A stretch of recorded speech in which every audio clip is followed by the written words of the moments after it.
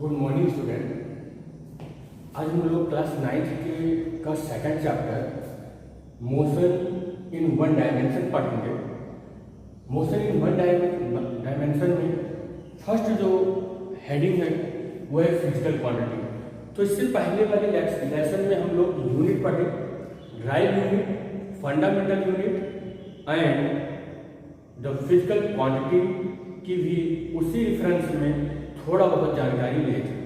तो physical quantity क्या होती है ये हम लोग थोड़ा बहुत जानते हैं। What is the physical quantity? Physical quantity के लिए हमें दो चीजों का होना बहुत ही आवश्यक है। Physical quantity is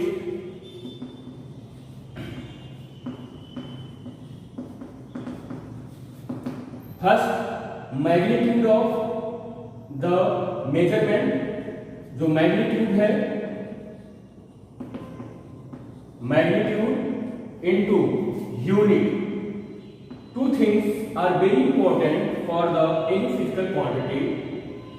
actual physical quantity क्या है? Which can be measured are called physical quantity like as work, power, force, velocity, speed, distance, displacement, energy. There are many physical quantities और वो फिजिकल क्वांटिटी में magnitude और unit दोनों होते हैं। But some physical quantities are explain.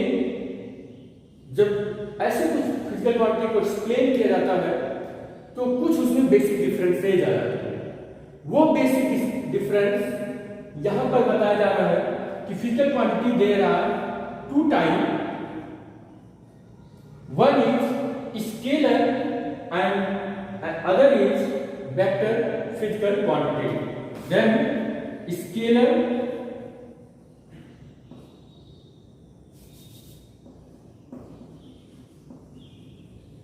and vector physical quantity.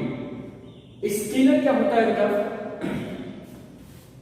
Scalar which has only magnitude. ऐसी physical quantity जिसके पास केवल और केवल मैग्नीट्यूड हो। और वेक्टर क्या होता है? जिसके पास मैग्नीट्यूड एंड डायरेक्शन दोनों होता है। तो यहां पर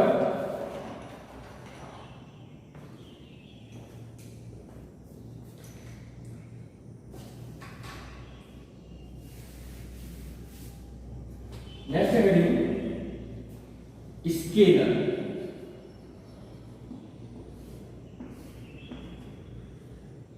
स्केलर के लिए दो पॉइंट होना बहुत मस्त है। One is magnitude, second is unit. Examples की क्या है? एग्जाम्पल क्या है इसके? Work, pressure, energy, resistance,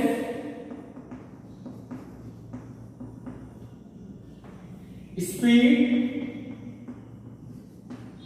distance,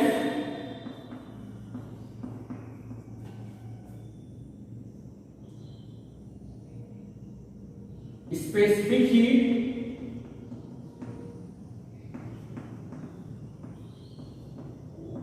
temperature, etc। ऐसी फिजिकल क्वांटिटी जिसको रिप्रेजेंट करने के लिए, जिसको एक्सप्लेन करने के लिए हमें magnitude and unit, two things are very important for the explanation of the scalar physical quantity. तो ऐसे फिजिकल क्वांटिटी को स्केलर बोलते हैं। एग्जांपल में हमने लिखा work, pressure, energy, resistance, speed, distance etcetera. तो ये है। अब वेक्टर क्वांटिटी की बात करते हैं। वेक्टर क्वांटिटी क्या है?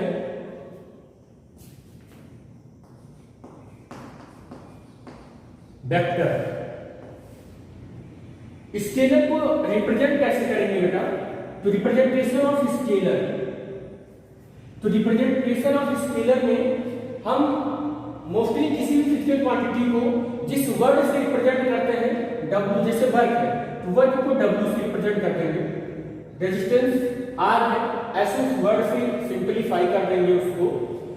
बट जब हम वेक्टर पढ़ेंगे तो वेक्टर रिप्रेजेंटेशन भी देखेंगे। तो वेक्टर क्या है? व्हिच है, यहां पर क्या था?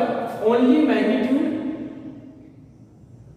But in a vector which है मैग्नीट्यूड एंड डायरेक्शन, या कह सकते हैं व्हिच है magnitude as well as direction. तो there are the important component of vector physical quantity. One is magnitude,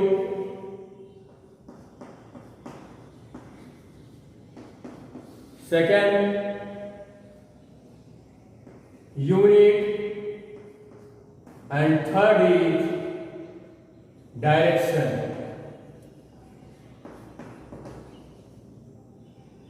This is the component of vector physical quantity. तो आपने क्या देखा? Here in a scalar, the important term of the scalar magnitude and unit, but here direction is extra requirement of the vector quantity. So vector quantity का example क्या होगा बेटा? Example force, acceleration, displacement,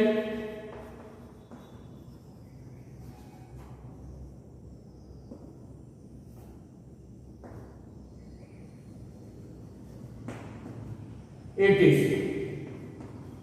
There are the example of vector physical quantity.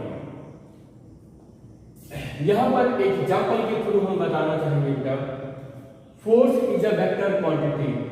अगर हम बोले कि 5 Newton का force किसी, सपोज कर लेते हैं कि ये दूर है जो इनसाइड में यानी कि अंदर की ओर खुलेगा, हम बोल दें कि इसके हत्थे पर, हैंडल पर, this is the handle, 5 Newton का फोर्स अप्लाई करो। If we apply the 5 Newton force on the handle of the door, then this sentence is completely wrong, because force is a vector physical quantity. अगर force vector physical quantity है तो हमें sentence में ये भी कहना था, we applying the 5 Newton force on the handle of the door, और इसके साथ डायरेक्शन बताना कंपल्सरी था। तो हम ये भी कहना हमें चाहिए था, inside 5 Newton force, applying the 5 Newton force inside on the handle of the door. Door के हैंडल पर 5 Newton force इनसाइड में आप लगाओ फॉर द ओपनिंग और for the close.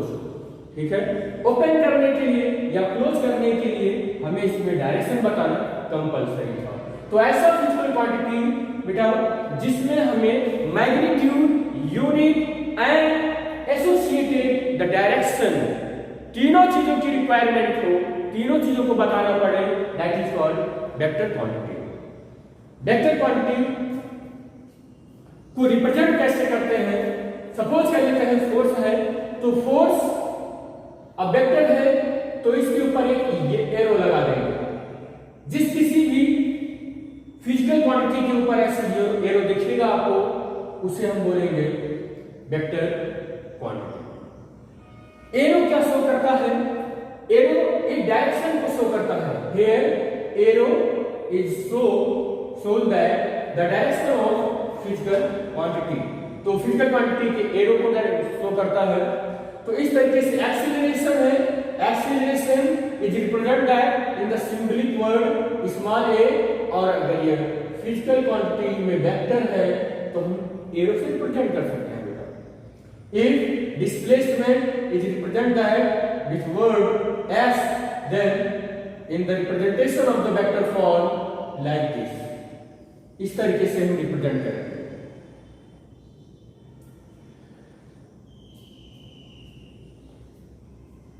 Next topic है बेटा इसमें रेस्ट और मोशन।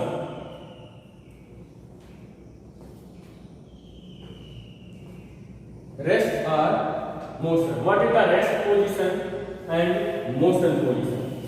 ओवरऑल बेटा अगर हम देखें इस वर्ड में तो एवरीथिंग इज इन मोशन, कोई भी ऐसी चीज नहीं है जो रेस्ट में है। हम हैं अगर तो स्पेस से देखिए तो मोशन में है। ऑल प्लैनेट्स मूव और ट्रेवल्स इन आवर ऑर्बिटल, अपने ऑर्बिटल में मूव करते हैं और वो किसके अराउंड मूव करते हैं? सन के अराउंड मूव करते हैं हमारे सोलर सिस्टम में। अगर हम बात करें सन और other planets in space, then everything is in motion around the our galaxy. कोई भी चीज हो तो अपने गैलेक्सी में वो किसी एक सर्टेन पॉइंट के अराउंड मूव कर रहा है, तो हम आसानी से बोल सकते हैं everything is in motion around a certain point. किसी सर्टेन पॉइंट में या किसी पॉइंट को प्रिंसिपल मानकर, एक्सिस ऑफ रोटेशन मानकर, उस पॉइंट को सेंटर मानकर हर एक चीज मूव कर रही है। तो फिर मेरे पास मोशन एंड रेस्ट कहां से आया, मतलब मोशन में रेस्ट कहां से आया? Motion and rest and motion, पहले रेस्ट को देख लेते हैं।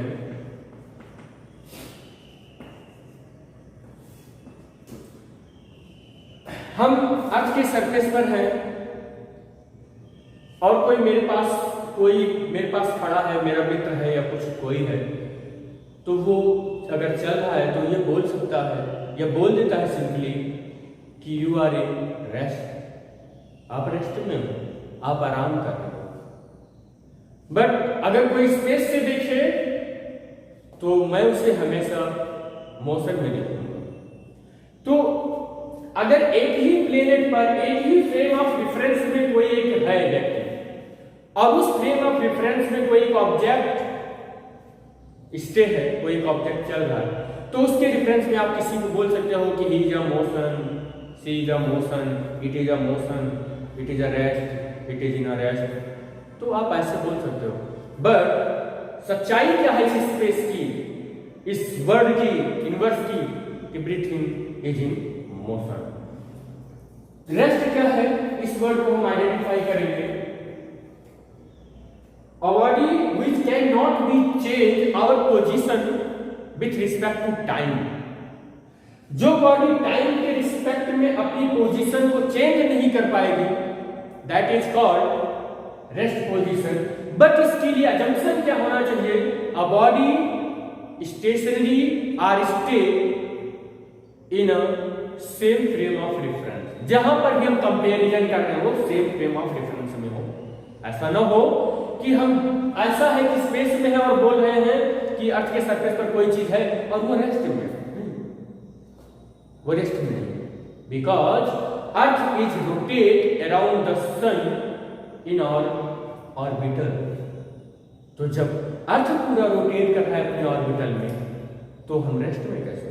हम अर्थ के सरफेस पर ही खड़े होकर अर्थ के किसी बॉडी को कंपैरिजन करके बोल सकते हैं कि दिस इज द रेस्ट और मोशन। तो रेस्ट क्या है? A body which can not be change our position with respect to time, जो समय के साथ अपनी पोजीशन को चेंज ना कर सके, that is called rest position of the body. वो बॉडी के रेस्ट पोजीशन है। बट हम मोशन की बात करें तो मोशन में क्या है? Body change our position with respect to time. कोई भी बॉडी अपनी पोजीशन को चेंज करे टाइम के साथ, दैट इज कॉल्ड मोशन। उसी को मोशन बोलते हैं। हम यहां पर हर टाइम पर इधर से उधर या चल रहे हैं, कुछ भी कर रहे हैं, तो हम मोशन में।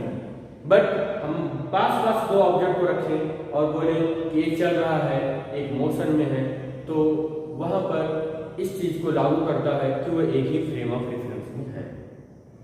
तो यहां पर रेस्ट भी हो गया, मोशन भी हो गया।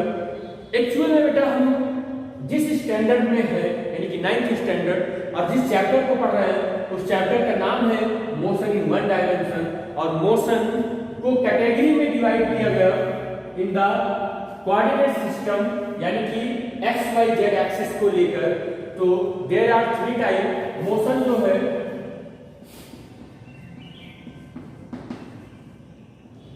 There are 3 type, 1 dimension motion, 2 dimension motion, 3 dimension motion. But we are studying here in this standard only motion in 1 dimension। केवल हम यहाँ पर एक ही डायमेंशन के मोशन को पढ़ेंगे। तो here motion 1 dimension motion,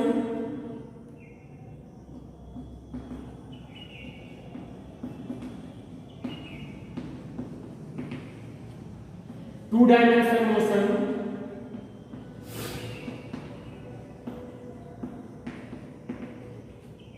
and 3 dimension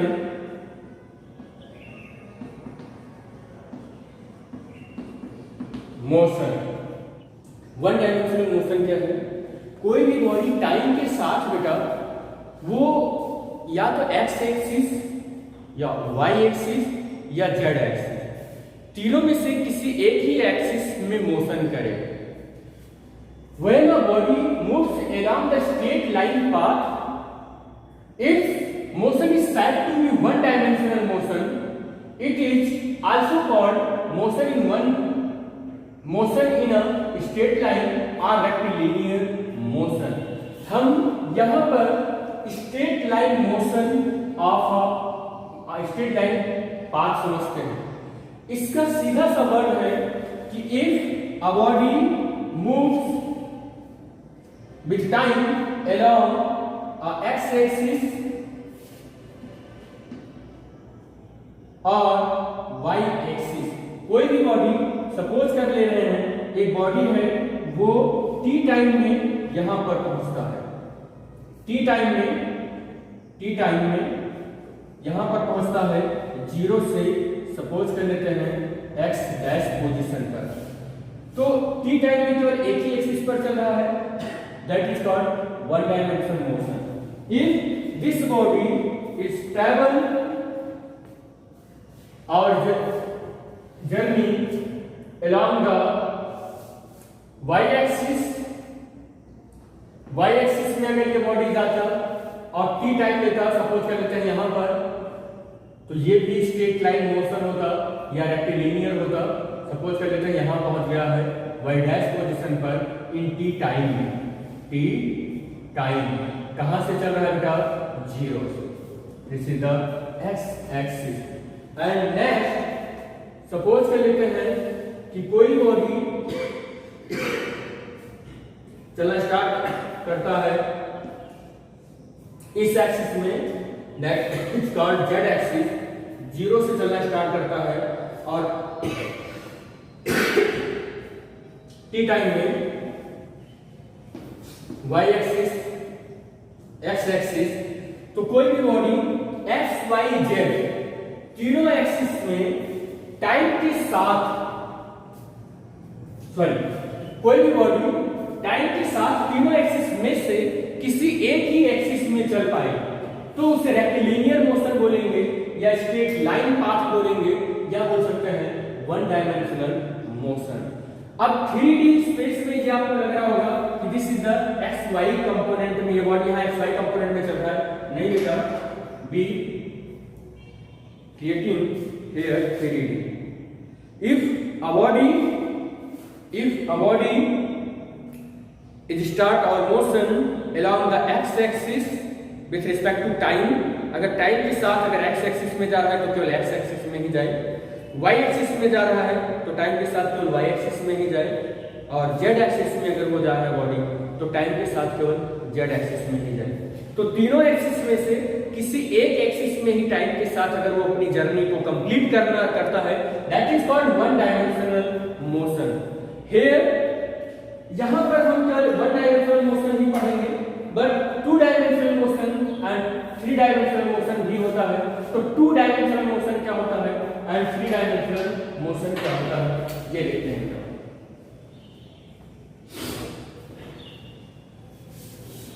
What is the 2D motion and 3D motion? If a body start our journey with respect to time, अपने टाइम के साथ में जर्नी को स्टार्ट करेगा, और स्टार्ट करने में बेटा होता क्या है कि वो टाइम के साथ दो एक्सिस को कवर करे एक साथ, एक्स एंड वाई, टाइम के साथ अपने दो एक्सिस को कवर करे। This is the curve path. Suppose कर लेते हैं ये एक कर्व पाथ है, यहां पर हम 2D को समझा रहे बेटा आपको, यानी कि two dimensional motion. If we take this point and the analysis about the position of the body, body की पोजीशन पर यहां एनालिसिस करें, we can draw a dot line from the y axis at that point। इस point से हम यहां पर एक डॉट लाइन ड्रॉ करें और यहां पर एक डॉट लाइन ड्रॉ करें। This is the x axis and this is y axis। here the position of the body is x and y axis। तो हम देख रहे हैं कि t टाइम में ही बेटा ये बॉडी x और y दोनों एक्सिस को कवर कर रहा है। That is called 2D motion. हम तोप से गोला छोड़ रहे हैं, तो गोला ऐसे यहां से तोप से गोले का एग्जांपल ही देख लें, तो बेटा यहां से ये गोला ऐसे जा रहा है, तो हम देख रहे हैं कि ये हॉरिजॉन्टल डिस्टेंस भी कवर कर रहा है और वर्टिकल डिस्टेंस भी कवर कर रहा है। Horizontal and vertical both are distance covered in a same time. That type of motion is called 2D motion. But ये सिलेबस में आते नहीं है, हम केवल 1D motion, one dimensional motion ही पढ़ेंगे। बस एग्जांपल के तौर पर समझाने के लिए आपको फीलिंग दे रहे हैं कि 2D मोशन क्या होता है और 3D मोशन क्या होता है। एक एग्जांपल और देखते हैं 2D मोशन का। If we throw a stone vertically upward direction under the gravity, हम अगर एक स्टोन को सरफेस पर खड़े होकर बिल्कुल वर्टिकली ऐसे फेंक दें एट एन एंगल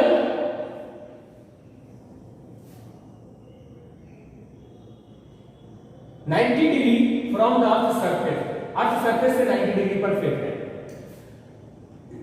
ये स्टोन जाता है और सीधे ऐसे आ जाता है। तो ये कैसा मोशन हुआ? 1D मोशन हुआ। क्यों 1D मोशन हुआ? ये टाइम के साथ केवल एक ही एक्सिस को कवर किया है। बट अगर हम इससे 90 डिग्री से अगर किसी एंगल पर फेंकें इधर, तो आप देखते हैं यही मोशन 2D में कन्वर्ट हो जाता है। अभी हमने आपको बताया 2D में कन्वर्ट हो जाता है।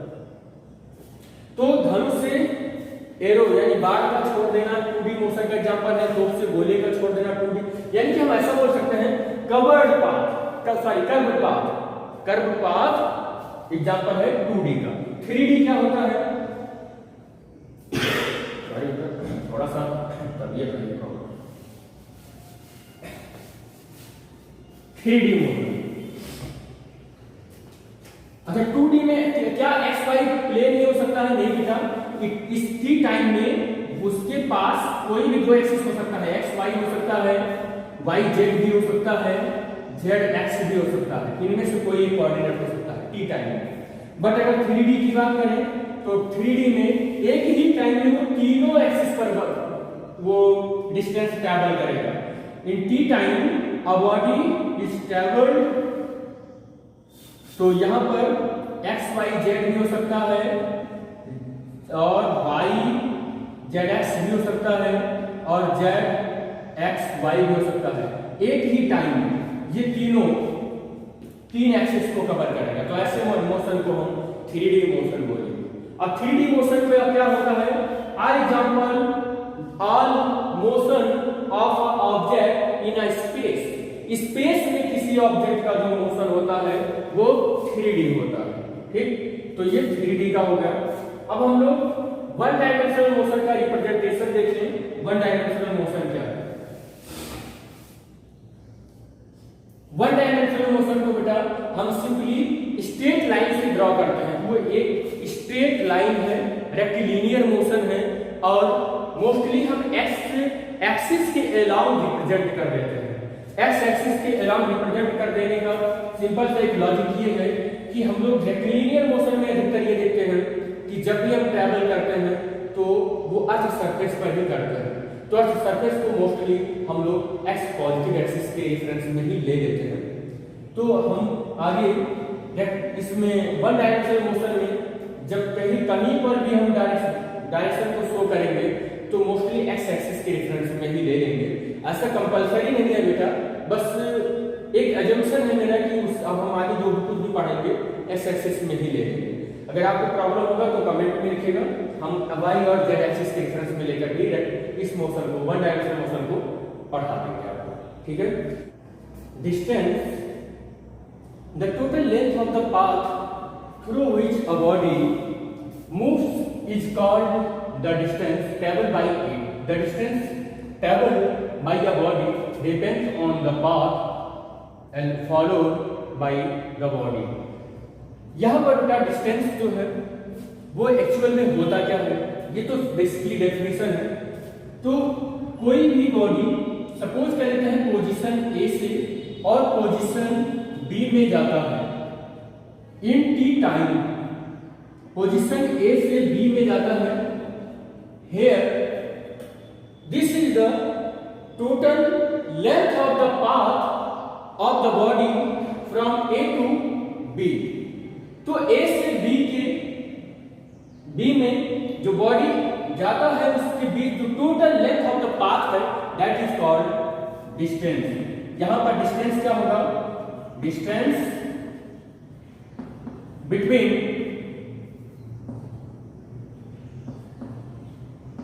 ए टू बी, एक्चुअल में है क्या ये, the length of the path, the length of the path, इस पाथ की टोटल लेंथ को हम क्या बोलते हैं, डिस्टेंस। अब बेटा आप ऐसा मत सोचिएगा कि डिस्टेंस हमेशा एक स्ट्रेट लाइन में ही होगा या रेक्टिलिनियर होगा, वो जिगजॉग पाथ पर भी हो सकता है।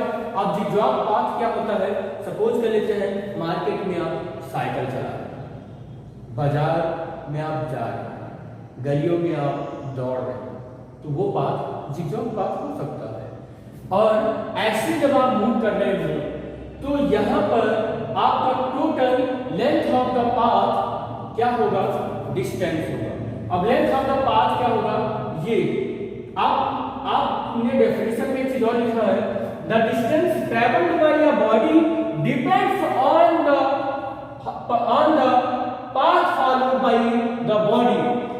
जो बॉडी पाथ को फॉलो करेगा उसकी total length of the path, उस पाथ की टोटल लेंथ को हम डिस्टेंस बोलते हैं। ऐसा है कि यहाँ पर एक बॉडी स्ट्रेट लाइन को फॉलो किया तो उसे आप सिंपली समझ सकते हो, बट यहाँ पर आपको आपके दिमाग में थोड़ा सा फिट करेगा कि यहाँ पर हमारा लेंथ ऑफ द पाथ क्या होगा, आपका length of the path like this, ये पूरा होगा total distance travelled by the body, total distance covered by the body, total path of the length of the body which is covered by the body, जो body के द्वारा cover किया गया total length, इसी को बोला जाता है distance. It is represent that simply capital S. यहां पर बेटा मैं ओवरऑल जब भी डिस्टेंस पढ़ाऊंगा आपको एस सिंबल से लूंगा, बट अलग अलग बुक इसे प्रिफर करते हैं, एक्स से भी कर देते हैं, स्मॉल एस से भी कर देते हैं, डी से भी कर देते हैं डिस्टेंस को, तो अलग अलग वर्ड यूज करते हैं। बट मैं यहां पर कैपिटल एस, आपको जहां कहीं भी डिस्टेंस लिखा जाएगा एस लिखेंगे या स्मॉल एस लिखेंगे, वो डिस्टेंस होगा। जहां एक्स लिखेंगे वहां भी एक नोटिफिकेशन दे देंगे आपको कि here x is the distance, d is the also distance। तो यहाँ पर ये डिस्टेंस हो गया। Distance is a scalar physical quantity. Distance एक स्केलर फिजिकल क्वांटिटी है and unit of SI unit of the distance is metre. और metre क्या है? 1 metre is equal to, definition में बताया है, 1 metre is equal to unit and measurement and experimentation वाले chapter में हमने इसकी डिटेल में बात की है कि यूनिट क्या होगा। 1 metre is equal to 100 centimetre और 1 centimetre is equal to 10 millimetre. तो आप 1 metre is equal to 10 to the power 2 centimetre भी लिख सकते हैं। यहाँ पर 10 टू द पावर 2 सेंटीमीटर और 1 centimetre equal to 10 to the power 1 millimetre और 1 metre is equal to 10 to the power 2 centimetre और 10 to the power 3 मिलीमीटर भी लिख सकते हैं। It is a scalar quantity and unit, ये स्केलर क्वांटिटी है और यूनिट क्या होगा इसका? Metre in SI system. Represent किससे करेंगे? इसे एस से।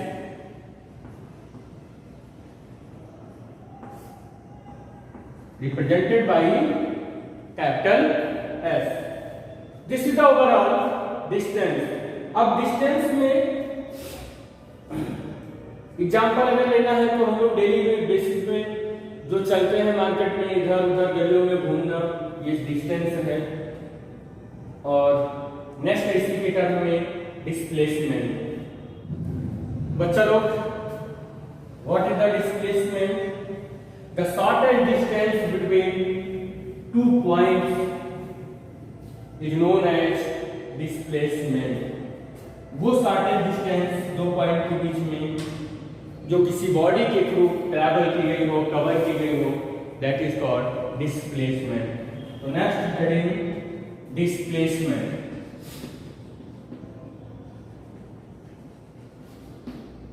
What is the displacement?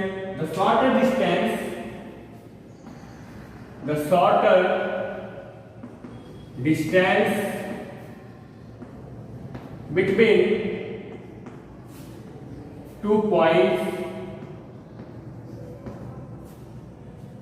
which is traveled by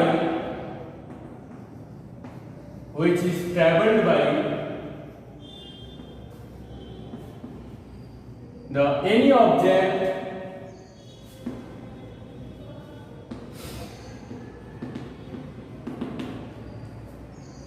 motion का एग्जांपल में car is travelled, buses is travel, we are also moving here and there in daily life, that is called motion. अब उसी में कोई भी body अगर एक point से दूसरे पॉइंट में जितना ट्रेवल करता है डिस्टेंस, तो path, length of the path is distance. But अगर हम बात करें कि आपने एक दिन में कितना चला, एक घंटे में कितना चलिए, तो उसके इनिशियल और फाइनल पॉइंट के बीच में मिनिमम शॉर्टेज डिस्टेंस जो होगा दैट इज कॉल्ड डिस्प्लेसमेंट। इस डिस्प्लेसमेंट को हम एग्जांपल के थ्रू समझते हैं। सपोज दैट आ बॉडी, यहाँ पर हम एक सपोज कर लेते हैं ईस्ट, वेस्ट, नॉर्थ, साउथ।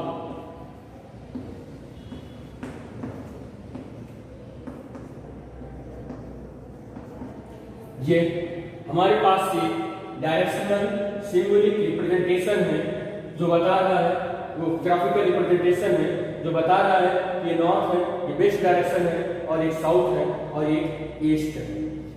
बेटा अगर हम सपोज कर लेते हैं आकार is travelled in this way 4 kilometre, यहां पर क्या डायरेक्शन है? ये वेस्ट। समझ आ रही बात बेटा? और आप ऐसे भी बोल सकते हो कि एक कार पहले साउथ डायरेक्शन में आई है जो 3 किलोमीटर। एक कार जर्नी अपनी स्टार्ट की ए से और पहले वो 3 किलोमीटर साउथ डायरेक्शन में आई और उसके बाद वो लेफ्ट टर्न हुई। लेफ्ट टर्न का मतलब वेस्ट डायरेक्शन में आ गई और वेस्ट डायरेक्शन में 4 किलोमीटर कवर किया। तो आप इसका डिस्प्लेसमेंट बताइए। तो डिस्प्लेसमेंट वेक्टर को रिप्रेजेंट करने का भी इसी में मेथड आपको मिल जाएगा। तो डिस्प्लेसमेंट को हम इसके ऊपर एक एरो लगा कर रिप्रेजेंट करते हैं। ये रिप्रेजेंटेशन ऑफ द डिस्प्लेसमेंट है। हमें जाना क्या है बेटा, इनिशियल से फाइनल पोजीशन पर जाना है। तो इनिशियल मेरा ये है और फाइनल मेरा ये पॉइंट है।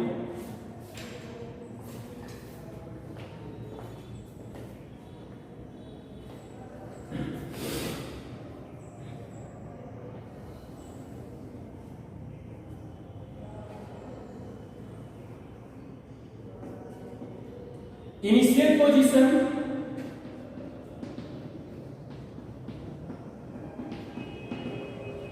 Final position.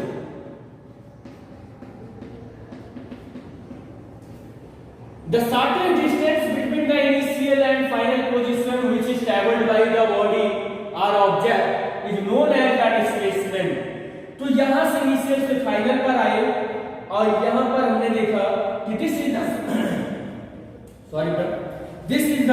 Shortest distance AC। Shortest distance क्या है between the 2 points AC। AC is a displacement.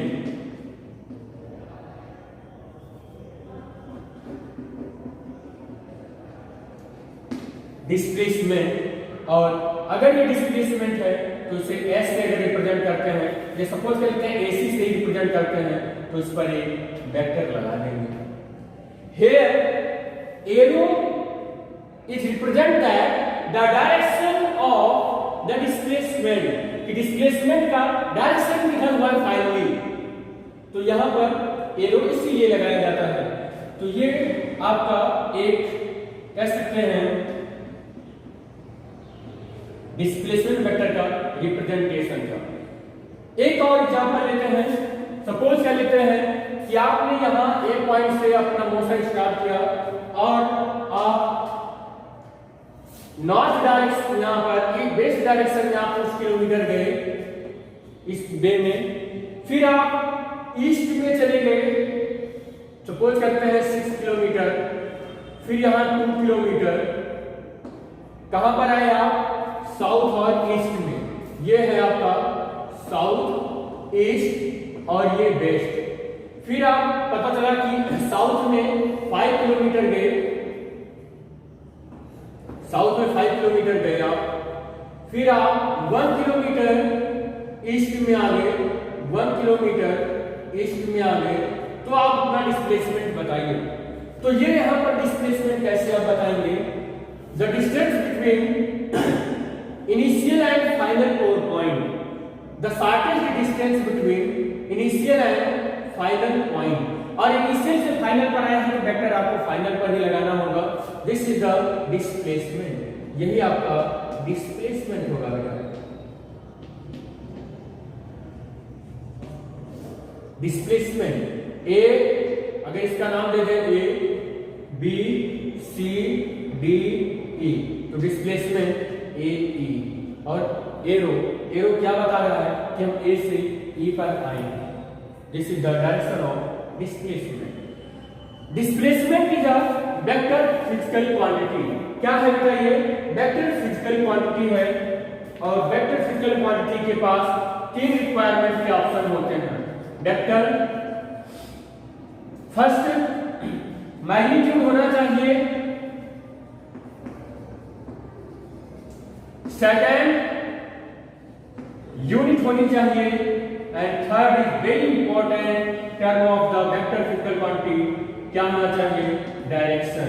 और आप देख रहे हैं कि अगर यहां पर देखें तो 5 किलोमीटर डायरेक्शन की बात करें तो डायरेक्शन हमारा क्या है बेटा, ये है यहां पर डायरेक्शन। तो वेस्ट और साउथ, यहां पर डायरेक्शन क्या होगा, west south. This is the complete vector physical quantity, कह सकते हैं डिस्प्लेसमेंट। तो इसका किसी वो बॉडी का डिस्प्लेसमेंट किधर हुआ, 5 किलोमीटर वेस्ट साउथ में। ठीक, this is overall about the displacement. इसकी यूनिट की बात करें, हाँ यूनिट बेटा इसका क्या होगा, तो यूनिट होगा इसका जो डिस्टेंस होता है वही होगा बेटा। डिस्टेंस की यूनिट मीटर होती है तो इसका भी मीटर ही होगा। हाँ, डिस्टेंस की यूनिट किलोमीटर भी होती है तो इसका भी किलोमीटर हो सकता है। In the short unit also centimetre, millimetre और डिस्टेंस का भी सेंटीमीटर मिलीमीटर होता है।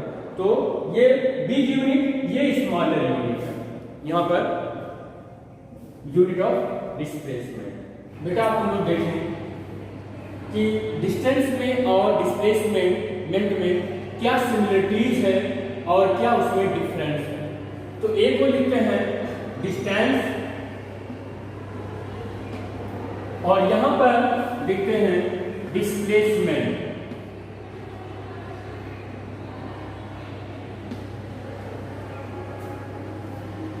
डिस्टेंस में first point, it always positive, but distance क्या होता है, पॉजिटिव भी हो सकता है, नेगेटिव भी हो सकता है, मे भी जीरो भी हो सकता है। तो जीरो भी, नेगेटिव भी और पॉजिटिव भी, तीनों हो सकता है। जो डिस्टेंस होता है, डिस्टेंस का मैग्नीट्यूड इक्वल और मोर देन डिस्प्लेसमेंट होगा। कभी भी आप देखेंगे तो डिस्टेंस जो होगा वो इक्वल हो सकता है डिस्प्लेसमेंट के, या मोर देन होगा। The magnitude of distance is equal और more than displacement, but displacement is always less than distance are equal। तो ये क्या हो सकता है, लेस देन होगा और इक्वल भी हो सकता है। Distance is followed by the path of the body, but displacement is the shortest path of the body. तो आपने देखा कि ये डिस्प्लेसमेंट जो होता है वो shortest distance between the two point which is followed by the body इस टू पॉइंट्स के बीच में जिस पाथ को फॉलो करेगा उस दोनों के बीच का शॉर्टेस्ट डिस्टेंस को हम क्या बोलते हैं, डिस्प्लेसमेंट। बट डिस्टेंस क्या होता है, follow the path of the length which is followed by the body.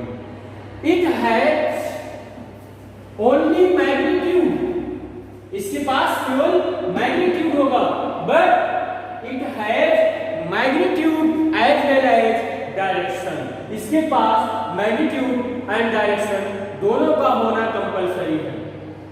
यहाँ पर कुछ ऐसी सिमिलरिटीज भी हैं और डिफरेंस भी हैं जो हमने आपको डिस्टेंस और डिस्प्लेसमेंट के बारे में बताया। सिमिलरिटीज क्या है बेटा, हाँ दोनों का यूनिट मीटर है, इसका भी यूनिट मीटर है।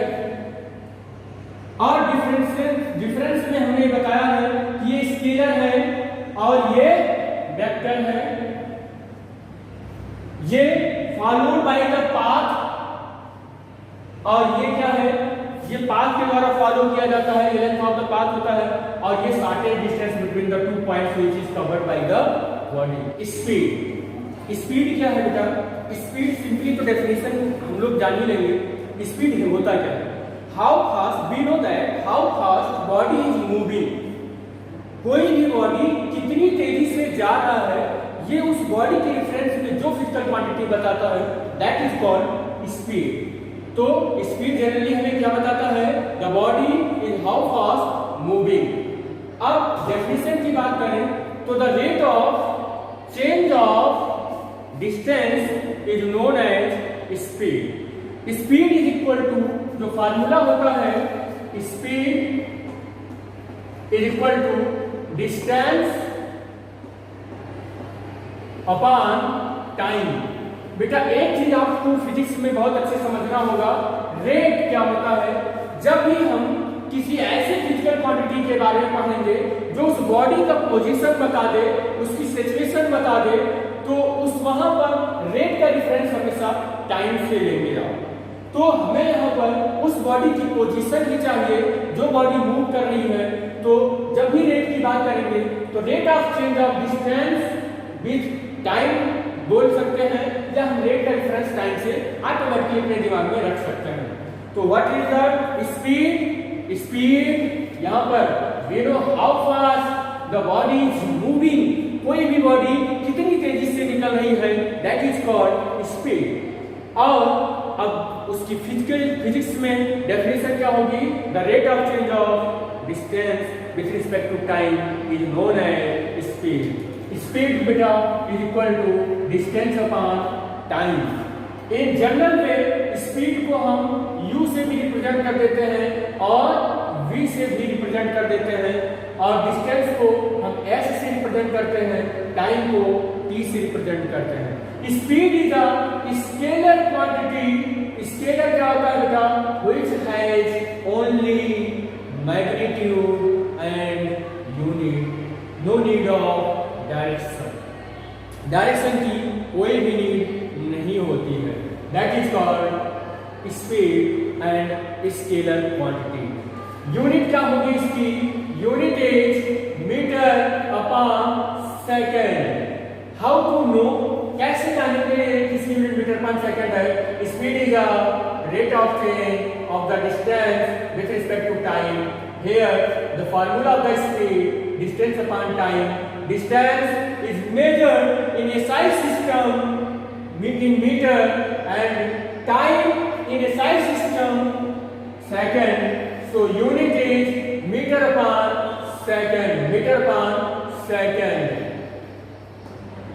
तो ये इसकी यूनिट हो गई और स्पीड का ओवरऑल ये व्यू हो गया। स्पीड का मतलब ये भी समझ सकते हैं कि कोई बॉडी हम यहाँ खड़े हैं, हमारे सामने से जा रही है तो बोले बहुत तेज जा रही है या बहुत स्लो जा रही है, तो ये स्पीड हो गया।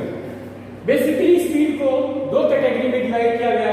One is in uniform speed and another is non uniform speed और variable speed. A body is traveled a certain distance with a certain time, that is called uniform. But a body is traveled or start our motion with a certain time or uncertain distance, that is called the non-uniform motion. Suppose कह लेते हैं that this is the length of the path which is traveled by the body. Here that point A and that point B. This is the initial point.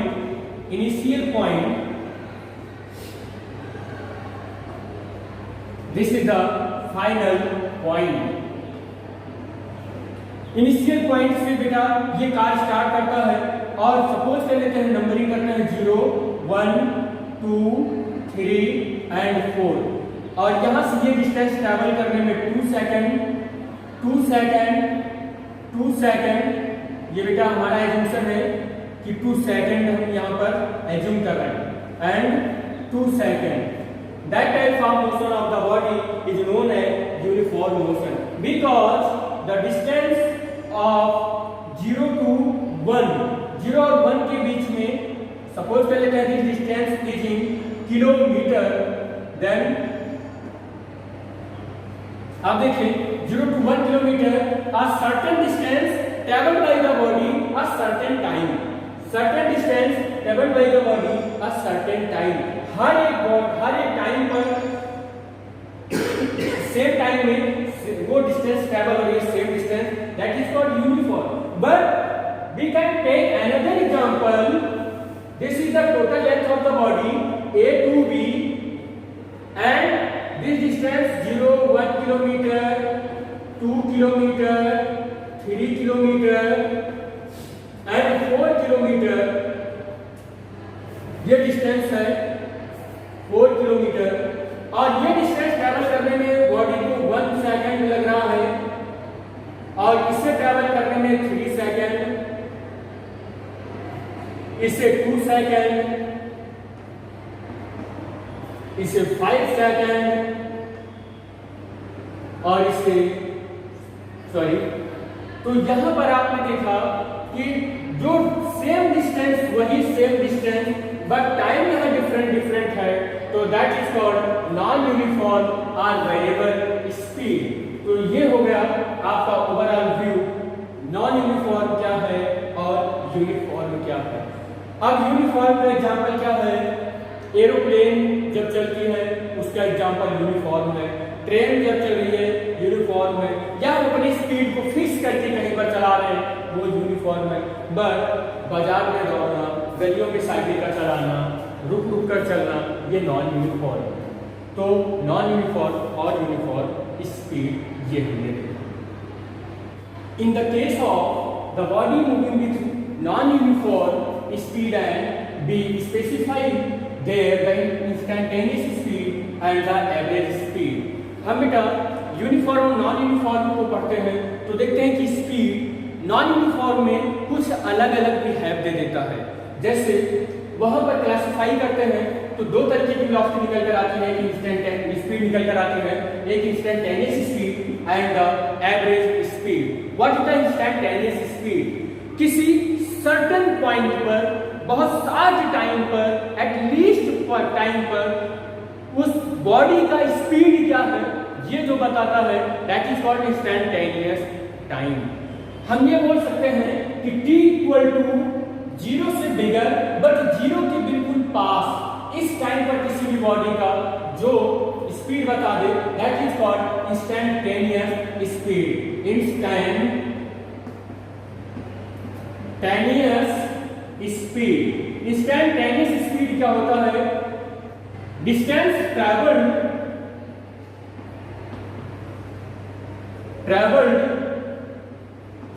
by the body in short time upon time interval। बेटा distance travelled by the body in short time, इससे हम लोग del x upon del t लिख सकते हैं और speed v equal to या u equal या आप सीधा स्पीड लिख सकते हैं। This is the instantaneous speed and another is average speed. Average speed total distance in t time, total distance in t time upon total time taken. Total time taken. तो आपने क्या देखा कि दो तरीके की स्पीड होती है, एक इंस्टेंटेनियस और एक एवरेज स्पीड होता है। बट यहां पर नोट पॉइंट एक चीज बेटा हमेशा दिमाग में बैठा के रखिएगा, this is the non uniform uniform speed की प्रॉपर्टी है ये। बट आप देखें कि यूनिफॉर्म में क्या होता है, तो may be the instantaneous speed and average speed both are equal in uniform speed. Uniform speed में बेटा क्या होता है कि 0 सेकंड पर या 0 से कुछ स्मॉल कुछ बड़ी वैल्यू पर भी इंस्टेंटेनियस स्पीड में भी वही वैल्यू आती है जो एवरेज वैल्यू आती है। तो आप नोट पॉइंट में दिमाग में ये रखिएगा कि जो यूनिफॉर्म स्पीड होती है उसमें instantaneous speed and average speed both are same, but non uniform speed में both are different which is in this form. So this is the overall speed. Next topic है बेटा वेलोसिटी। वेलोसिटी क्या होती है? हम लोग स्पीड को देखें, स्पीड क्या होता है, कोई बॉडी कितनी तेजी से जा रही है, that is called speed. But उसी में हम अगर ऐड कर दें कि we know how fast the body is moving in a certain direction, कि कोई भी बॉडी बहुत तेजी से या बहुत स्लोली जा रही है या आ रही है, लेकिन वो पार्टिकुलर डायरेक्शन में क्या है, उसका डायरेक्शन क्या है। तो पार्टिकुलर डायरेक्शन में कोई भी बॉडी मूव कर रही है, दैट इज कॉल्ड वेलोसिटी। तो we know how the fast body is moving in a certain direction, certain direction में बॉडी कितनी तेजी से जा रही है, दैट इज कॉल्ड वेलोसिटी। फिर वेलोसिटी का एक स्टैंडर्ड जो डेफिनेशन बनकर आता है वो क्या है, a velocity of a body is the distance travel per second by the body in a specified direction. किसी भी बॉडी के थ्रू जो वेलोसिटी होगी, वो वेलोसिटी कैसे कैलकुलेट किया जाएगा कि वो 30 सेकंड में कितना डिस्प्लेसमेंट कवर किया, पार्टिकुलर 30 सेकंड में जितना डिस्टेंस ट्रैवल करेगा वो वेलोसिटी इक्वल टू कैलकुलेशन उसका होगा वेलोसिटी इक्वल टू डिस्प्लेसमेंट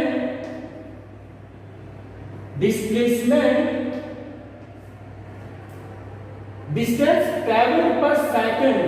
बेटा यहाँ पर जो डिस्टेंस ट्रैवल है तो इसकी वजह से वेलोसिटी में यहाँ डिस्टेंस मत लिखिएगा आप लोग, बिकॉज जब आप वेलोसिटी का फार्मूला लिखेंगे तो डिस्टेंस लिखने के साथ अगर आप डिस्टेंस लिखते हैं तो आपको लिखना पड़ेगा distance travelled by the body in a particular direction. आपको ये लिखना पड़ेगा डिस्टेंस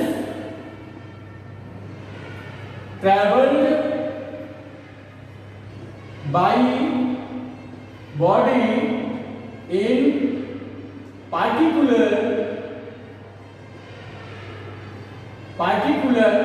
डायरेक्शन, ये आपको लिखना पड़ेगा बेटा।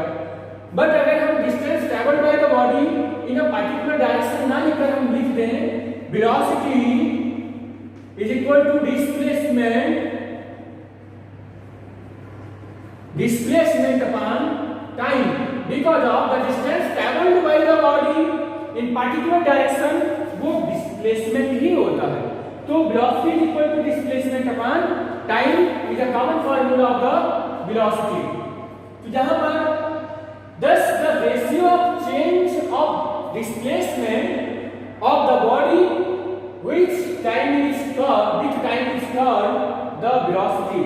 यही है the ratio of displacement, या आप ऐसे भी बोल सकते हैं the rate of change of displacement या the ratio of displacement with the time is known as velocity। Velocity को रिप्रेजेंट करेंगे बेटा, अगर हम वेलोसिटी ले रहे हैं तो u से रिप्रेजेंट कर सकते हैं या v से, बट उसके ऊपर ये वेक्टर लगाएंगे। रिप्रेजेंटेशन ऑफ वेलोसिटी और चाहे उसे u से रिप्रेजेंट करेंगे और v से रिप्रेजेंट करेंगे, बट उस पर एरो कंपल्सरी होगा। Here the simply formula velocity v is equal to displacement को अगर हम बेटा s से रिप्रेजेंट करें, then this is the displacement and time is a scalar quantity, we cannot be use vector of the t का कोई vector use नहीं कर सकते हैं क्योंकि स्केलर है, इसलिए vector v is equal to vector s by t।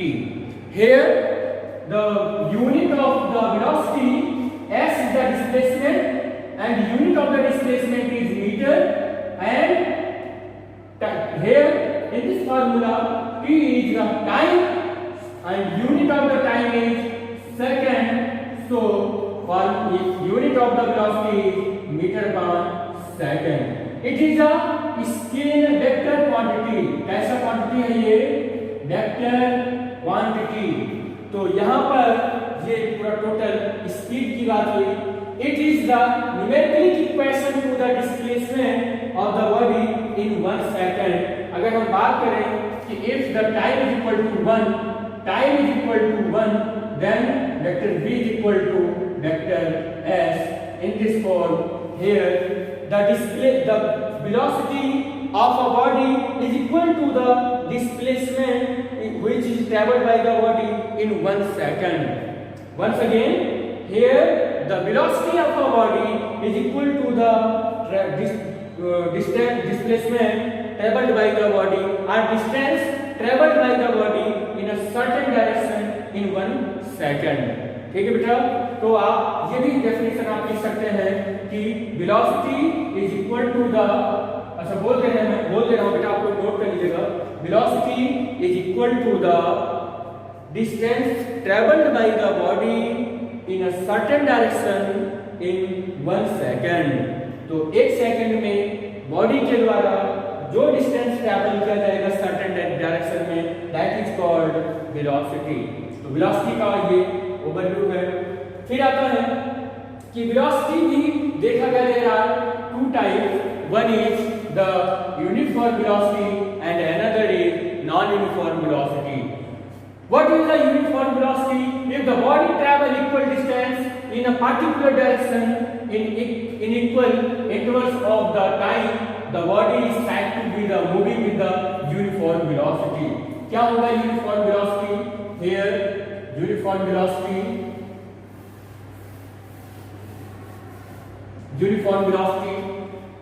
rain drop का एग्जांपल ले लेते हैं बेटा. rain drop overall under the gravity होगा तो टुवर्ड्स द ग्रेविटी या टुवर्ड्स द अर्थ सरफेस. तो आप देख रहे हैं कि जो रेन ड्रॉप है ये हमेशा किधर आएगा, अर्थ सरफेस की ओर आएगा.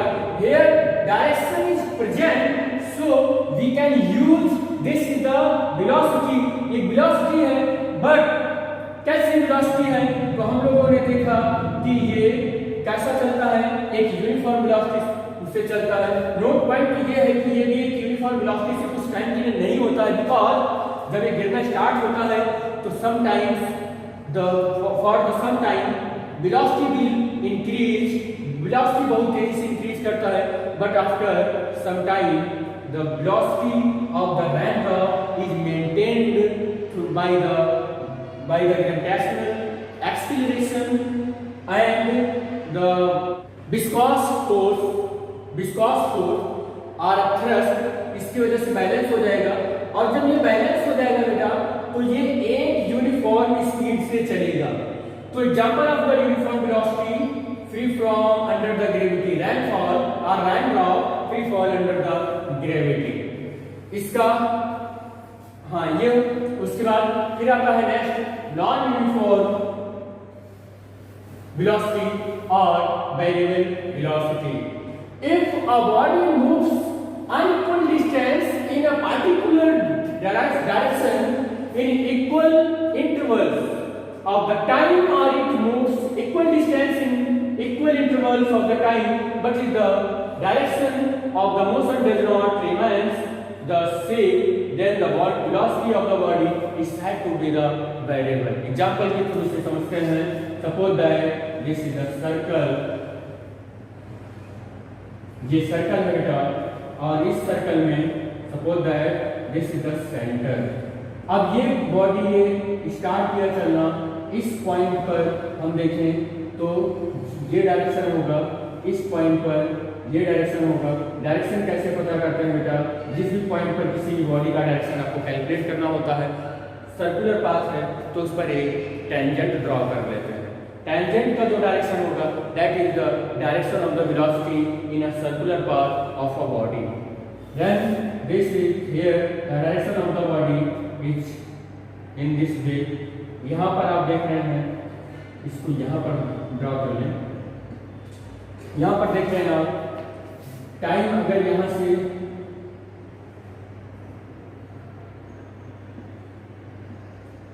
ये टाइम अगर देख लें यहां तक, ये यहां तक P to Q इस बॉडी को आने में 2 सेकंड लगता है. कितना लगा? 2 सेकंड. और सपोज कर लेते हैं कि ये डिस्टेंस 2 पाई r बाई जो भी होगा थीटा, जो कुछ भी होगा ये इक्वल हो सकता है, ये डिस्टेंस भी इक्वल हो सकता है, ये डिस्टेंस भी इक्वल, ये डिस्टेंस भी इक्वल, और ये डिस्टेंस भी इक्वल हो सकता है, ये डिस्टेंस भी इक्वल हो सकता है. ये तो ओवरऑल आप देख रहे हैं कि ये डिस्टेंस इक्वल, सारे डिस्टेंस इक्वल भी हो सकते हैं और टाइम भी इक्वल हो सकते हैं. हो सकता है P to Q पहुंचने में इसे 2 सेकंड लग गया हो, इसे यहाँ भी Q से R पहुंचने में 2 सेकंड लग गया हो, R से S पहुंचने में भी 2 सेकंड लग गया हो, और इसे भी. और ये डिस्टेंस सपोज कर लेते हैं कि 2 मीटर या 5 मीटर या x मीटर, ये भी x मीटर है. सपोज कर लेते हैं R से S भी x मीटर है, ये भी x मीटर है. बट अब ये कैसे नॉन यूनिफॉर्म और वेरिएबल मोशन हुआ? कैसे भाई? हमने तो देखा कि 2 सेकंड में x मीटर, 2 सेकंड में x मीटर, 2 सेकंड में x मीटर, 2 सेकंड में x मीटर, बॉडी तो सेम टाइम इंटरवल में सेम डिस्टेंस ट्रैवल कर रही है, तो कैसे नॉन यूनिफॉर्म हुआ? तो यहाँ पर वेलोसिटी बेटा एक वेक्टर क्वांटिटी है और वेक्टर क्वांटिटी के पास it has magnitude as well as direction, both are compulsory.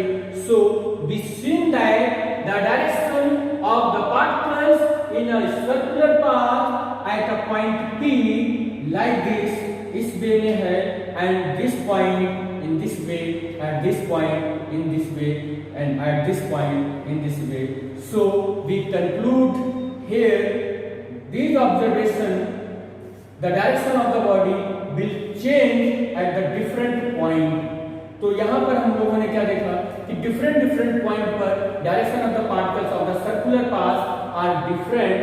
So we called here the this motion is non uniform motion of the particles in the circular path. तो आपको ये भी देखना होगा कि सर्कुलर पाथ पर same distance same time interval में cover कर रहा है, तो क्या उसका डिस्टेंस फॉर डायरेक्शन डिफरेंट है या सेम है? तो डिस्टेंस यहाँ पर सेम है, टाइम भी सेम है, सेम टाइम इंटरवल में, but direction are different. So here overall this is the non uniform motion. Non uniform motion there are two types यहाँ पर देखते हैं, और वो एक होगा इंस्टेंटेनियस और एक होगा average velocity. Instantaneous velocity, what is the instantaneous velocity?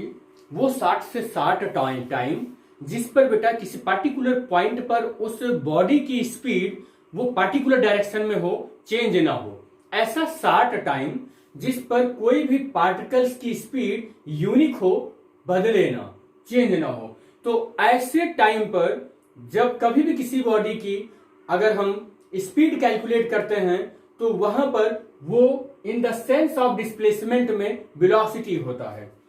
What is the instantaneous velocity? For a body moving with variable velocity, the velocity of the body at any instant is called its instantaneous velocity. हमने यही आपको बताया कि कोई भी particles है और वो मूव कर रहा है. सपोज कर लेते हैं पार्टिकल का जो साइज है, इस अपने पूरे साइज में ये पार्टिकुलर डायरेक्शन रखता है, वेलोसिटी को चेंज नहीं करता है. कोई भी पार्टिकल अपने पार्टिकुलर साइज में एक ही डायरेक्शन रखता है, तो दैट इज कॉल्ड इस टाइम पर जो कोई भी इसका डायरेक्शन बताएगा, जो कोई भी डायरेक्शन होगा, वो उसका क्या होगा? Instantaneous velocity.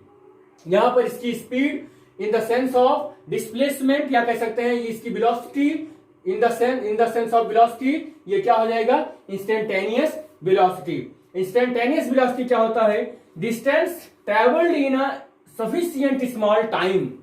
बॉडी के थ्रू वो डिस्टेंस ट्रेवल्ड किया गया इन अ स्पेसिफिक डायरेक्शन, जो एक स्मॉल टाइम में वो पार्टिकल अपने डायरेक्शन को चेंज ना कर सके. तो ऐसा डिस्टेंस लें और स्मॉल टाइम इंटरवल जिसमें उसकी डायरेक्शन यूनिक रहने वाली है. तो इस रेशियो को बोलते हैं इंस्टेंटेनियस वेलोसिटी. इंस्टेंटेनियस वेलोसिटी आप ऐसा भी बोल सकते हैं एक 60 से 60 टाइम जिसमें कोई पार्टिकल अपनी डायरेक्शन को चेंज ना कर सके. नेक्स्ट आता है average velocity.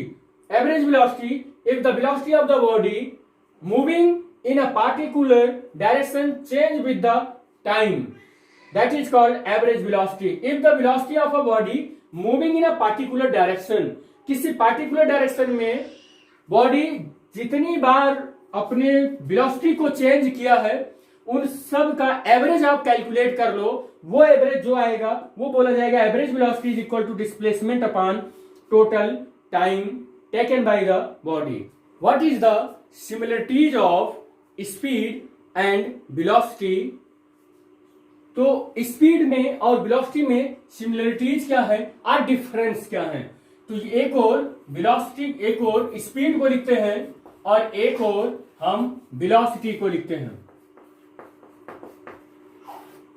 Speed is a scalar quantity,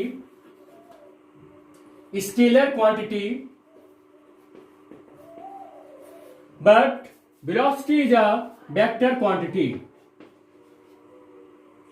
Speed is always positive, ये हमेशा पॉजिटिव होगा, but it is zero, negative और पॉजिटिव। क्यों होता है ये? Because of this is the ratio of distance upon time and this is the ratio of displacement upon time. Displacement zero भी हो सकता है, माइनस भी, नेगेटिव और पॉजिटिव भी, तो ये वैल्यू जीरो भी हो सकती है। बिकॉज ऑफ एक और डिफरेंस भी हम ये लिख सकते हैं, speed is depend upon the distance, it is depend upon the displacement. ये डिस्टेंस पर डिपेंड करेगा, ये डिस्प्लेसमेंट पर डिपेंड करेगा। In a circular path, speed is not zero. In circular path,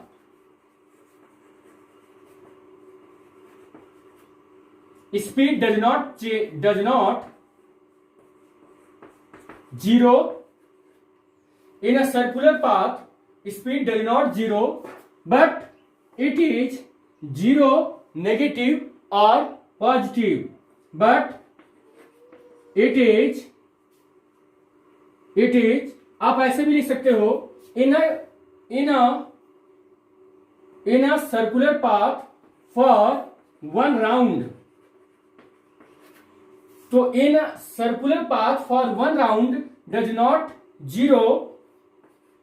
zero but it is a one round. क्या होगा ये zero होगा। कैसे जीरो होगा बेटा? देखिए, सर्कुलर पाथ पर एक राउंड में स्पीड जीरो नहीं होगी। उसका रीजन यह है कि यह डिस्टेंस पर डिपेंड करता है। डिस्टेंस कभी जीरो हो नहीं सकता है। डिस्टेंस जीरो नहीं होगा तो ये जीरो नहीं होगा। बट डिस्प्लेसमेंट एक कंप्लीट साइकिल के लिए जीरो होता है, तो इसलिए वेलोसिटी क्या होगी? वो जीरो हो जाएगी। यूनिट इसकी सिमिलरिटी में अगर हम लिखें सिमिलरिटी, तो यूनिट इसका मीटर पान सेकंड, इसकी भी यूनिट मीटर पान सेकंड। यहां पर क्या होगा? यहां पर स्केलर क्वांटिटी में नीड होगा only magnitude and unit, but here magnitude, unit and certain direction. This is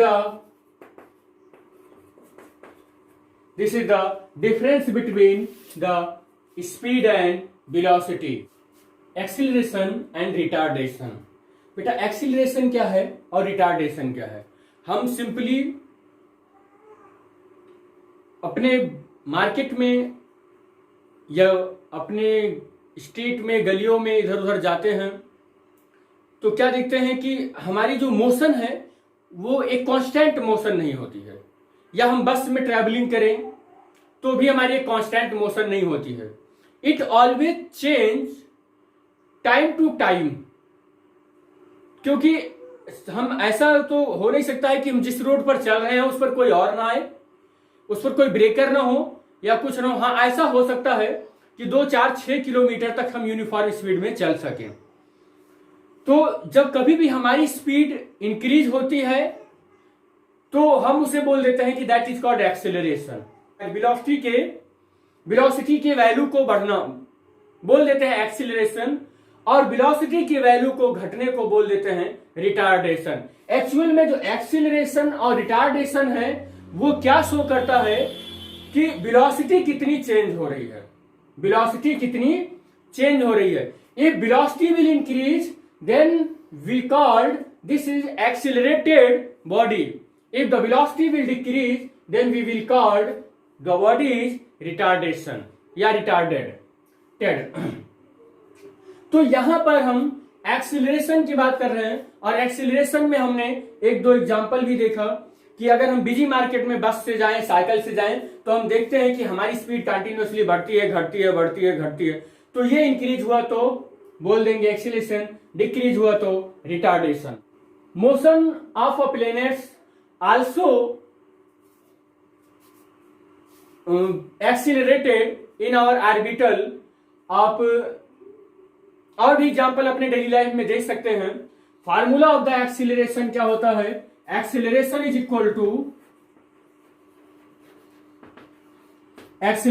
equal to formula होता है change in velocity upon time interval. बेटा ये एक्सीलरेशन का सिंपली फार्मूला है। वेलोसिटी की यूनिट, अगर हम इसकी यूनिट देखें तो वेलोसिटी की यूनिट होती है मीटर पर सेकेंड, और आल्सो टाइम है तो इसकी unit second. It means metre per second square. ये एक वेक्टर क्वांटिटी है, यूनिट मीटर पर सेकेंड होगा। सिंबलिक फॉर्म में इसे रिप्रेजेंट करेंगे एक्सीलरेशन को स्मॉल ए से, और वेक्टर क्वांटिटी है तो इसके ऊपर हम चाहें तो वेक्टर ए भी रिप्रेजेंट कर सकते हैं। This is the vector quantity and representation of the acceleration is small vector A. तो ये है एक्सीलरेशन का। और एक बात और बेटा, एक्सीलरेशन कभी भी मोशन का डायरेक्शन नहीं बताता है। एक्सीलरेशन हमेशा ये बताता है कि स्पीड कितना इंक्रीज हो रही है और कितना डिक्रीज हो रही है। It means if we have minus a, मतलब यहां पर अगर एक्सीलरेशन नेगेटिव में है तो ये बताएगा कि वेलोसिटी विल डिक्रीज। अगर मेरे पास प्लस ए है तो ये बताएगा वेलोसिटी विल इंक्रीज।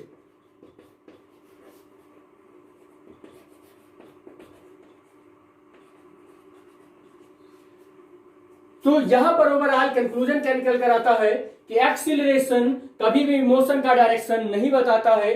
तो मोशन का डायरेक्शन कौन बताता है? वो वेलोसिटी बताता है। इट मीन्स कभी भी आपको माइनस वी दिखे या प्लस वी दिखे तो, या जीरो वी दिखे, तो ये सारी चीजें यानी कि velocity is told about the motion. वो मोशन को बताता है कि मोशन किस डायरेक्शन में हो रहा है उस बॉडी का। तो यहां पर आपने, क्योंकि वेलोसिटी जो है बेटा वो डायरेक्टली डिपेंड करता है डिस्प्लेसमेंट पर, और डिस्प्लेसमेंट डायरेक्ट डिपेंड करता है कि कौन से एक्सिस में मोशन हो रहा है, एक्स वाई जेड कौन से एक्सिस में मोशन हो रहा है, और उसी के रेफरेंस में डिस्प्लेसमेंट नोटिस किया जाता है। तो यहां पर ओवरऑल वेलोसिटी क्या बताता है? Direction of motion. But acceleration क्या बताता है कि कितना एक्सीलरेशन इंक्रीज हुआ है, वेलोसिटी इंक्रीज हुआ है या कितना डिक्रीज हुआ है। इसका एक शॉर्ट नोट हम आपको यहां देते हैं। The acceleration of a body does not determine its direction. This is the very important point. Determine its direction does not determine its direction of motion. Acceleration कभी भी मोशन के डायरेक्शन को determine नहीं करता है, while the velocity determine its direction of motion। जबकि direction of motion को determine कौन करता है? वेलोसिटी डिटरमाइन करता है।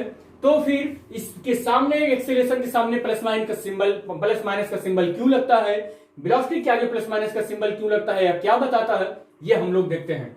द पॉजिटिव और negative sign of acceleration, the positive and negative sign of acceleration tells us whether the velocity is increasing or decreasing with the time।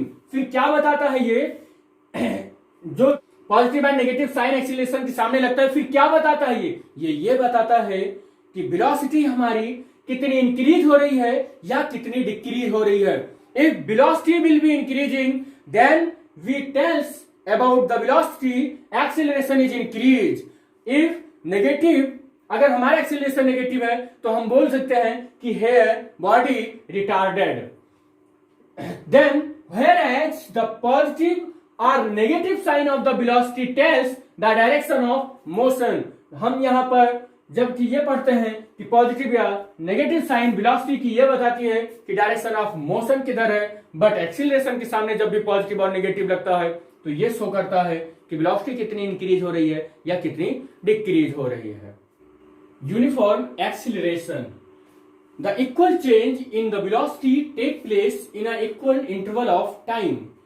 जब equal interval of time में equal changing होगी उसकी velocity में, that is called the uniform acceleration. Suppose कर लेते हैं बेटा, यहां पर एक बॉडी है और ये बॉडी ए पोजीशन से बी पोजीशन में आ गया है और 1 0 1 2 and 3. This is the distance.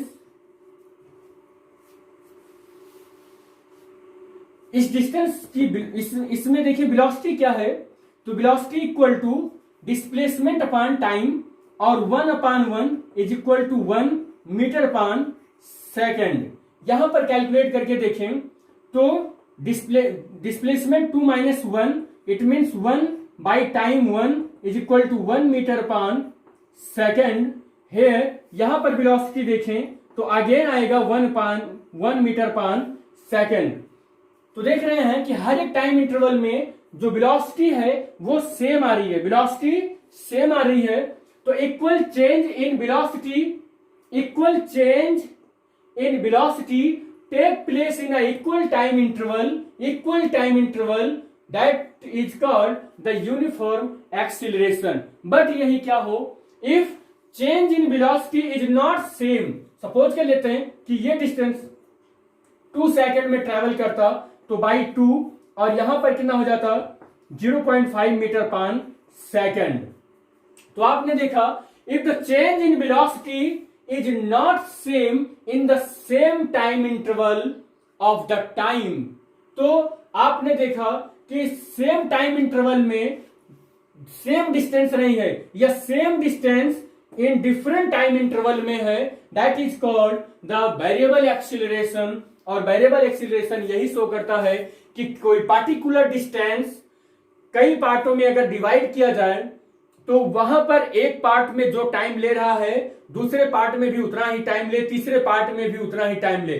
But कह सकते हैं नॉन यूनिफॉर्म एक्सीलरेशन या बोल दें कि वेरिएबल एक्सीलरेशन में वो हर एक पार्ट में अलग अलग टाइम ले या हर एक यूनिट टाइम में अलग अलग डिस्टेंस ट्रेवल करे. That is called the non या कह सकते हैं वेरिएबल एक्सीलरेशन या कह सकते हैं नॉन यूनिफॉर्म मोशन. तो आपने देखा ओवरऑल ये है आपका uniform acceleration and variable acceleration. एक चीज और आता है एक्सीलरेशन ड्यू टू ग्रेविटी. तो what is the acceleration due to gravity, हम इसी लेक्चर में बेटा उसे भी कवर करेंगे. तो acceleration due to gravity.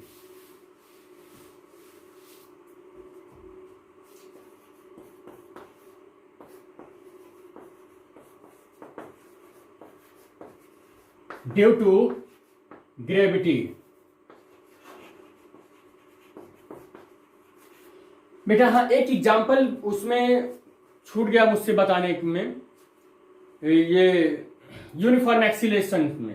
Uniform acceleration suppose कर लेते हैं कि एक बॉल गिर रही है under the gravity, free fall under the gravity, that is called uniform acceleration या कह सकते हैं यूनिफॉर्म मोशन का एग्जांपल है. जो उसमें एक्सीलरेशन होगा वो यूनिफॉर्म एक्सीलरेशन होगा. अब नॉन यूनिफॉर्म या वेरिएबल एक्सीलरेशन में क्या था, if we drive a cycle on the hilly road या कह सकते हैं बिजी मार्केट, तो इसमें जब हम चलाते हैं साइकिल को तो वहां पर वेरिएबल एक्सीलरेशन होता है.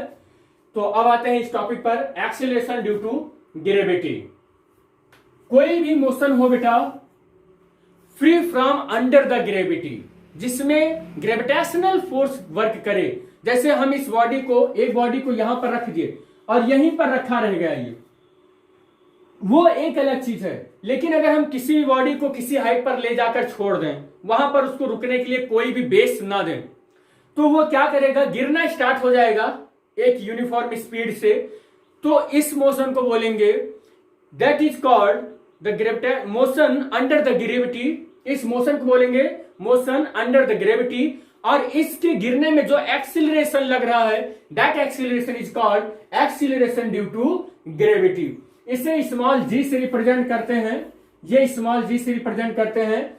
And unit of this metre per second square, it is a vector quantity, और वेक्टर क्वांटिटी है तो need of unit and direction and as well as magnitude.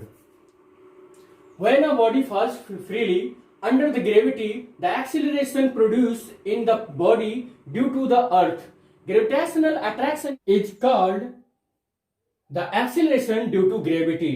बेटा कोई भी बॉडी जब वो अर्थ सरफेस की ओर आती है, ऊपर से नीचे की ओर गिरती है, तो ग्रेविटेशनल एक्सीलरेशन की वैल्यू इंक्रीज होती है. इट मींस वेलोसिटी इंक्रीज होती है. बट कोई भी बॉडी जब अर्थ सरफेस पर ऊपर की ओर जाती है तो ग्रेविटेशनल एक्सीलरेशन की वैल्यू डिक्रीज होती है. इट मींस वेलोसिटी डिक्रीज होती है. और याद रहे आपको, ग्रेविटेशनल एक्सीलरेशन जी की वैल्यू अर्थ सरफेस पर मैक्सिमम होता है. पर अर्थ सरफेस से ऊपर जाने पर रिड्यूस होता है, अर्थ सरफेस से नीचे जाने पर भी रिड्यूस होता है. बट एक पॉइंट ये भी ध्यान रहे आपको कि अर्थ के पोल पर जी की वैल्यू मैक्सिमम होती है. इट मींस इक्वेटर पर मिनिमम होता है और पोल्स पर मैक्सिमम होता है. थैंक यू बेटा. This is the overall topic based on the one dimension of the motion.